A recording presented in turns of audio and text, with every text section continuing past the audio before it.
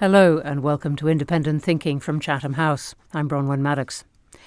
We're talking about defence this week, about the UK, about the US, where the US continues to call into question the established structures that have been in place in Europe, at least, since the late 1940s. In response, the UK and other European countries are pledging to increase their defence spending at levels not seen since the Cold War. So we'll talk about the UK's spending in particular. We'll talk about the next war. What war should we be preparing for? And we'll talk about innovation. To help answer these questions, I'm joined by four fantastic guests. Sir John Sawers, the former head of MI6, James Heappey, a former soldier and former Conservative MP and Minister for the Armed Forces, and this week two of my colleagues from Chatham House, Dr. Samir Puri, the Director of the Centre for Global Governance and Security, who has a security background, and Olivia O'Sullivan, Director of our UK work. Welcome to you all. James, let me start with you. Can you tell me what made you realise this was a Conservative government pledge to spend more money on defence? It was a pledge to go up to 2.5%, the level that the Labour government has now committed to. What led you to that conclusion? Because our armed forces were not fit for warfighting, and the conventional deterrence that is so essential to making sure that conflict and competition stays below the threshold of all-out war had been hollowed out. Now, that's no criticism of anybody that served as the Secretary of State for Defence since the end of the Cold War. Indeed, if you look at Public Accounts Committee reports from the late 90s, it was criticising defence for being profligate in having multiple ammunition depots, multiple logistics warehouses, all of which was regarded as not best practice, given how industry did logistics and enablement at the time. But we had that surfeit of facilities for a reason. It gave us resilience. And all the way through the Balkans, the Iraq and Afghanistan years, none of that was needed. And indeed, much of our enablement, the catering, the communications, the facilities, the barracks, were managed by contractors. But when all of a sudden you are faced with the prospect of having to do Army, Navy and Air Force level maneuver in the Atlantic, the skies above Europe or across the continent, you realise that we had all of that stuff in the Cold War for a reason, and therefore we needed to get it again. It's blooming expensive, blooming boring, but entirely necessary to give real oomph to the conventional deterrent that is our armed forces. We'll come on to what oomph actually means, but let's just drill into the money a little bit. Keir Starmer has announced 2.5% of GDP from 2027. He's put a date on that finally, just ahead of his trip to see President Trump in Washington. That's up from 2.3% of GDP today. So in financial terms, it's around 57 billion in the current year that we're spending. Olivia, is this rise to 2.5% going to be enough? Obviously, enough depends very much on the type of conflict that we think we're going to fight and what sort of contribution we'll have to make to it. But in short, no, it probably isn't. The rise will mean we're spending about £6 billion more by 2027. The current defence equipment plan, or the most recently publicly available one, which is the 10-year plan for the equipment defence says it wants to buy, has about a £16.9 billion gap in it between requirements and the existing budget. So £6 billion higher budget by 2027 won't really touch the sides of existing gaps. And just to be clear, that 6 billion is the difference between 2.5 and 2.3 after taking into account the inflation that would have raised the budget already. Yep. Exactly. So it's likely to contribute to filling existing gaps rather than helping with the potentially transformative choices UK defence might need to make, particularly given the trajectory that our closest ally, our security partner, the US, seems to be on. And to pick up on James's point, when we talk about gaps, the UK has a wide but shallow military. We have held on to the capabilities that we need to be what we would call full spectrum, so to have capabilities, sea, land, air, cyber, information fields. But in order to do that, we've kind of done that on a relative shoestring, I would say. We've cut all of the things around those pieces of kit that would help make them work in a crisis. A good example is the Royal Navy has submarines, but it's having to deploy them for longer and longer because we don't have the capabilities and the logistics to repair them, the things like the dry docks that we need. those dry docks that you would need to put the submarines in order to upgrade them are desperately in need of upgrading themselves. So that means we're deploying submarines for longer, or we're keeping bits of equipment beyond their ideal lifespan. John, how do you think the UK should approach this question of what is enough? Well, it's very sobering listening to James and Olivia talk about the existing increase in the budget being just enough to keep us going on the present strategy, because we've been witnessing two pretty horrific conflicts over the last 3 years, one in Ukraine and one in the areas around Israel, the occupied territories, and Lebanon and so on. And the nature of modern warfare is being transformed as we watch these conflicts, as these conflicts are playing out. The Ukrainians now have sufficient battlefield surveillance that if a Russian entity moves, they can target it and hit it in a matter of minutes. The Israelis, in equivalent position, can target and hit something moving in the Gaza Strip in a matter of seconds. You've got to integrate your surveillance coverage, your intelligence inputs into the strike capacity and your drone activity overhead or underwater, in some cases in the Ukraine-Russia conflict, in a matter of in real time. And that is not a capability we've got. So we've got to not only upgrade all these boring things, so forgive me, James and Olivia, for describing them as such, we've got to actually transform the way we prepare to fight warfare, because it's changed before our eyes. And what about the changing US position? How independent should we think that we have to be? You mentioned just there integrating the intelligence with the strike capability, and we've seen just in the past few days of the US removing, perhaps just temporarily, the intelligence from Ukraine's strike capability, and Britain not able to fill that gap, it sounds like. Well, I think all of us have had our anchor points shaken over the last few weeks as we've watched America vote with Russia and North Korea, and we've watched an American president cozy up to Vladimir Putin and alienating the victim in that conflict, President Zelensky. So things are very different. I don't think we should give up on our anchor points. We don't know how this is going to develop. I don't think this president has got the capacity to leave NATO even if he wanted to. Interesting point. So why? Well, because you need 2/3 of the majority of the Senate in order to approve of withdrawing from the NATO treaty. And we don't know what's going to happen in America, but it's quite clear that our present position, we are over-dependent on America, and we give America too much leverage over us.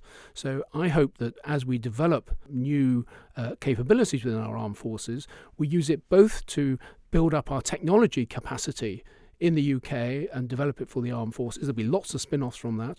And there's also scope for building the increased defence spending into a reindustrialisation strategy in the UK.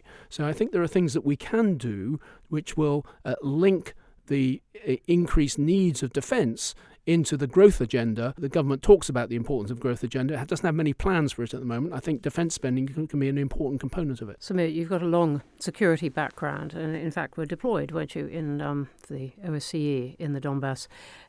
How do you think the UK should approach this point? And I'm going to focus on the question of what should the UK focus on, because I think the points about modernisation, full spectrum, absolutely vital and essential. But there's an east of Suez perspective as well that has returned to some of the UK's defence and foreign policy thinking. And I wonder how sustainable the Indo-Pacific engagements are going to be when the increased costs around sustaining a hypothetical, probably quite real, stabilisation force of some sort of name in Ukraine may be very apparent very soon.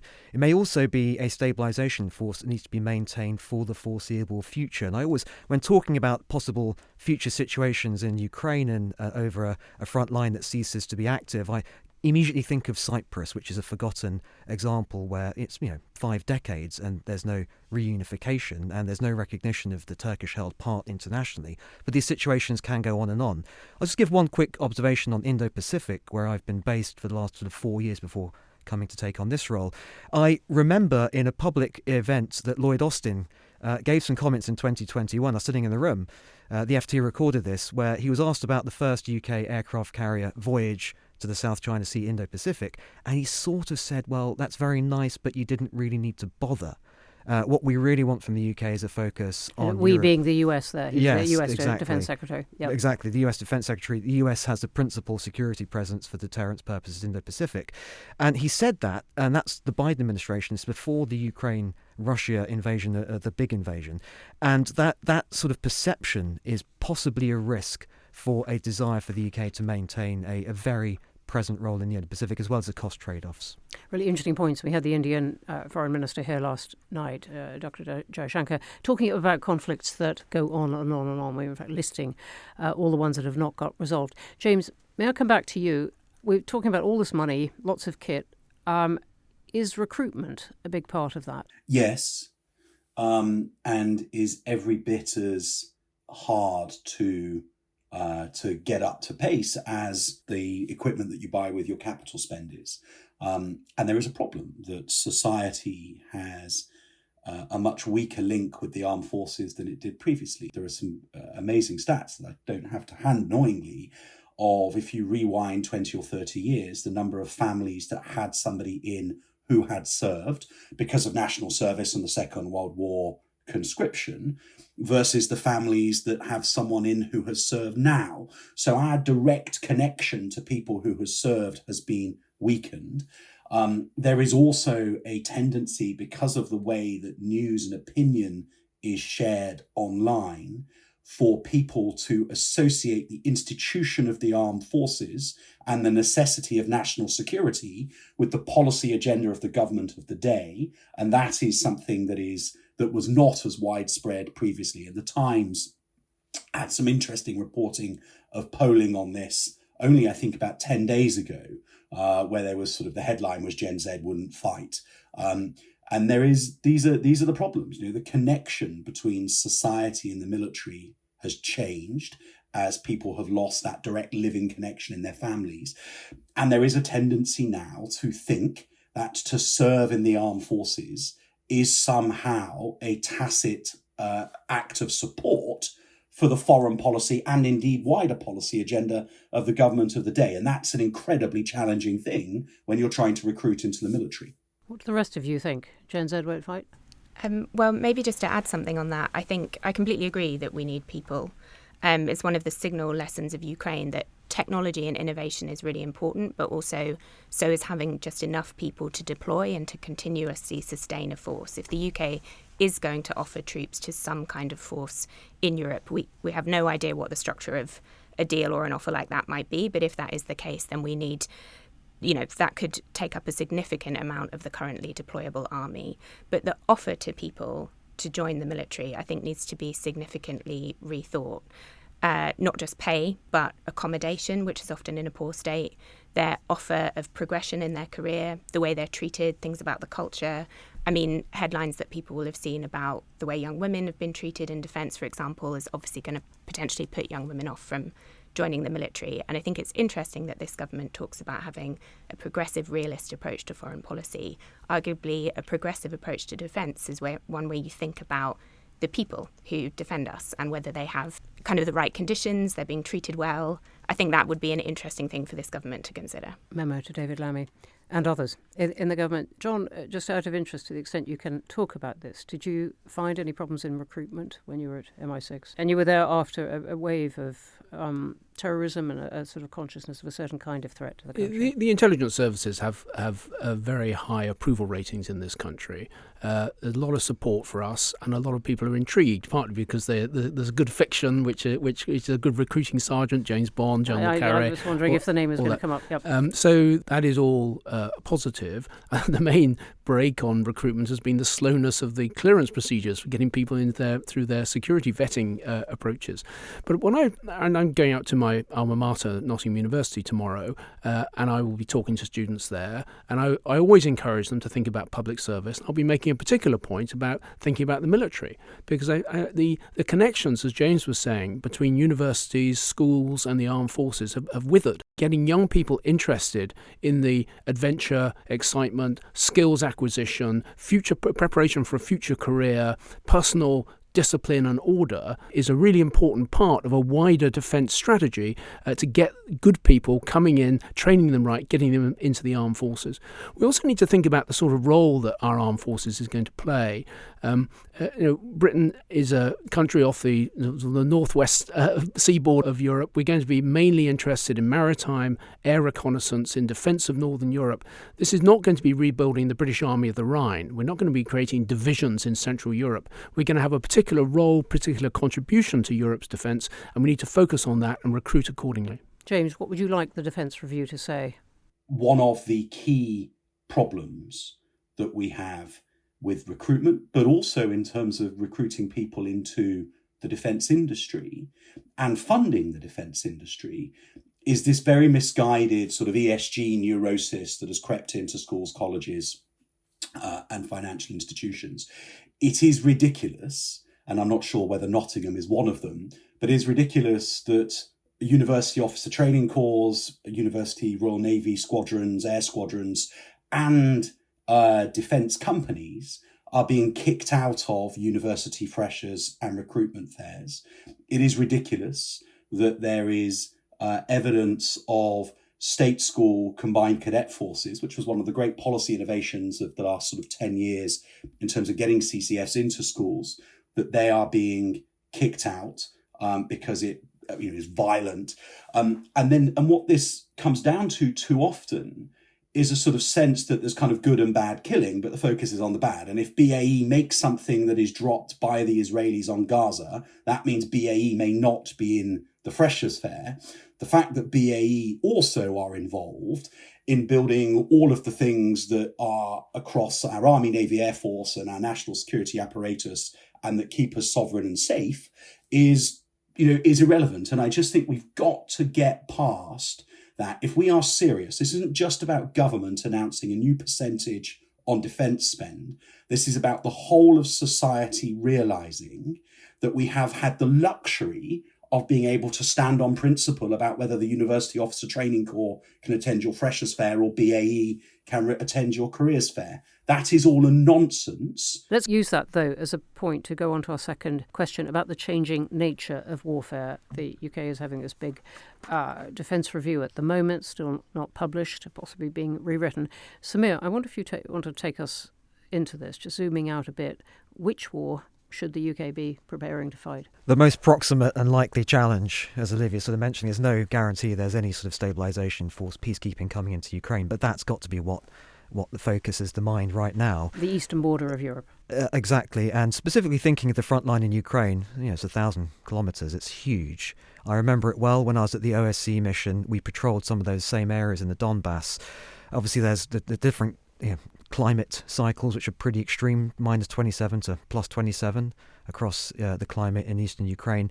There's also the possibility of the US contribution to what was the Enhanced Forward Presence, which was NATO's commitment to the Baltic states and other parts of Eastern Europe on the eastern part of NATO after 2016, of the US withdrawing some of its forces. And if that's the case, then the UK might be asked to present. So we're dealing with these two things, not just trying to anticipate the wars, but try and anticipate our key partner as well. Yeah. And one quick observation on the Indo-Pacific. My mind always sort of dances between Europe and Indo-Pacific in terms of possible and actual theatres of conflict. US Marine Corps is using northern Australia to sort of practice the island hopping that they would need to deploy in the first island chain to potentially shut off shipping routes and logistics passages in the possible Chinese invasion of Taiwan.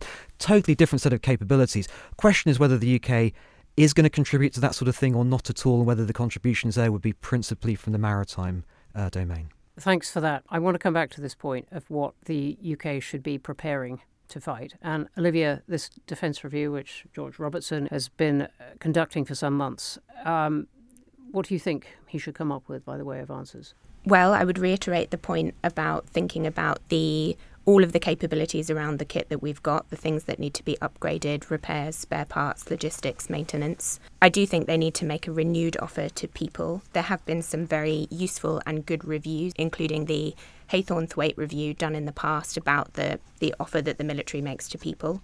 I think they should consider that. I think it is very likely that, as Samir was saying, I don't think that UK defence was ever signalling a massive shift of military resources to the Indo-Pacific necessarily. There's other ways UK foreign policy can engage, work, keep up diplomatic, trade and security ties in an important region. So I think their focus is, and they've long signalled will be in this review, how to build up the forces that we need to contribute to NATO or might need in Europe. I think the particular thing they should focus on is making sure we can meet commitments that we've signalled we'll make to NATO. One of the key ones is that the UK will maintain what's called a warfighting division. So a division that's made up of multiple brigades that's capable of sustaining itself in combat. There are question marks around whether we can do that because of all of the problems that we've been highlighting, that people are leaving the military faster than they're joining, that we don't have the logistics, transport enablers around the brigades and equipment that we have to deploy that division. So above all, we should focus on whether we can meet commitments we've signalled to NATO. We should focus on making a better offer to people, and we should focus on boring but important capabilities and enablers to ensure that's the case. Enablers. John, what would you keep and what would you jettison? Well, first of all, we have to get the concept right. I think, all respect to James and the government he served, Global Britain was a bumper sticker, but it was a bit of a pretense. In the present world, we have to focus on Britain as a regional power in Europe. That's where we are geographically, in the Atlantic, and the biggest threat we face is Russia. What we need to do to contribute to Europe's collective defence against Russia, to keep and consider the continent of Europe as part of our defence in depth, because we can't defend the UK from the English Channel. And the central part of NATO, we all talk about NATO being America's commitment to defend Europe. NATO is also European countries' commitment to defend one another. I wouldn't be at all surprised if we faced in the coming 2 or 3 years Russian incursions into, say, the Baltic states. And just to test Article 5, just to see what it means and see how NATO reacts to that. I take a great interest in Asian security as well, Samir, but I don't think the UK is going to play a significant part in the defence in a US-China conflict or in the defence of Taiwan. Perhaps should be direct about saying that. Do we need aircraft carriers? Well, suggestions floating through the press about selling them to India. I don't want to get into specific ideas about what we should or shouldn't do, but I do think we need to focus on the North Atlantic space about the European defence and the threat from Russia. We need to be really serious about this and not think, oh, that's just a priority and we need to do all these other priorities as well. If we've got a priority, for God's sake, let's live by it. What about drones? Ukrainians are saying, look, we can teach NATO a whole lot of stuff. Kit that we need is swung so much from missiles to drones at the moment. This is what is most needed. Yeah, there's a big set of changes around mass versus modernisation. So John mentioned the British Army of the Rhine. I was in the Army Museum near Chelsea quite recently. I saw the footage, which I'd never seen before, of how vast the British Army of the Rhine actually was. That's from an era of mass, where actually you have columns and you have convoys of armoured vehicles. We are still learning the battlefield lessons of the Ukraine-Russia conflict. I think they're still unfolding in front of our eyes.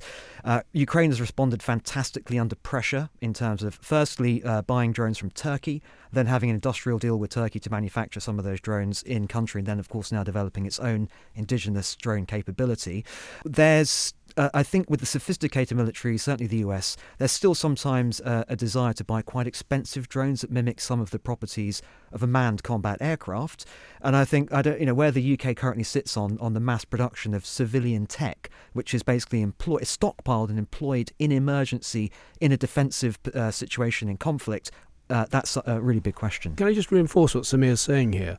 Because I think one of the big lessons of both the conflict in the Middle East and of the Russia-Ukraine conflict is the shift from manned to unmanned outfits. It's bizarre that we're spending a lot of money at the moment about future generation fighter aircraft, where half the cost goes on protecting the person in the cockpit and the other half goes on the capabilities of the aircraft. We could achieve a whole lot more by focusing a much greater effort on unmanned vehicles in the air, under the sea, on land as well. That will, I think, make our whole approach to conflict more intelligence related, more technology related, and put ordinary people, the men and women of the armed forces, under less threat. And just on this point, I don't want this to be a drum beating for all kinds of extra spending on particular things, but how much more do we need to spend on intelligence, and what kind of intelligence? Intelligence had a success, obviously, in the run-up to the Ukraine-Russia war. It got it right, called it right, had the information and analysed it correctly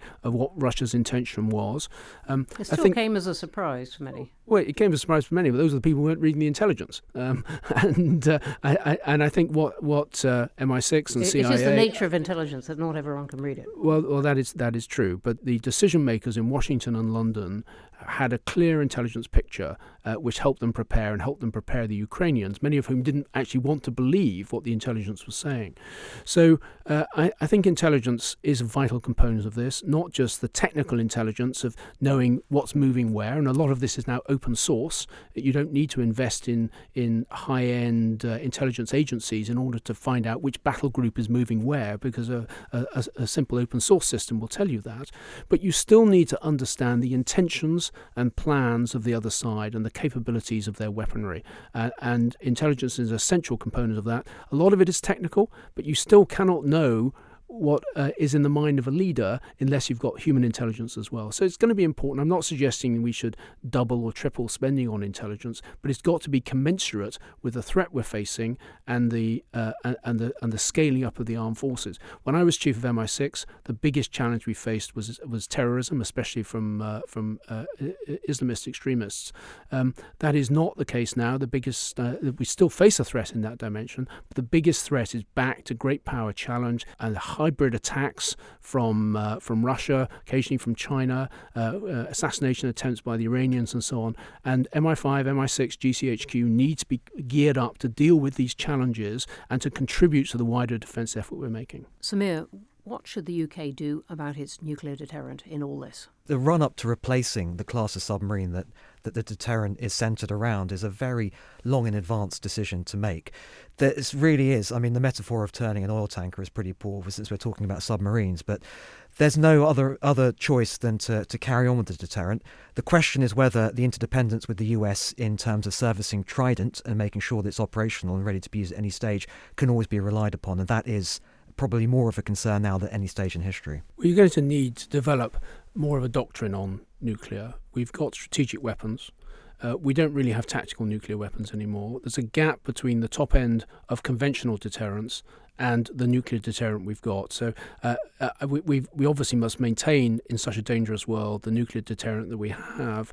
But I think we also need to fill the gap between the conventional weapons we've got and the nuclear weapons and how we think about long-range strike capability, EMP, electromagnetic projection of power, so that we are not totally dependent on the conventional weapons and then a step up to a nuclear level. We've got some form of flexible response between. And that is very much the kind of debate going on. And James, you were taking us into the question of innovation, and that's something you're working on at the moment. What are the things that you would most like to see coming out of this defence review? It is really important that this incredible group of defence tech or def tech innovators, disruptors that are coming through are given the patronage by government and are funded by the investment community, because they are still struggling to get the money that they need to scale.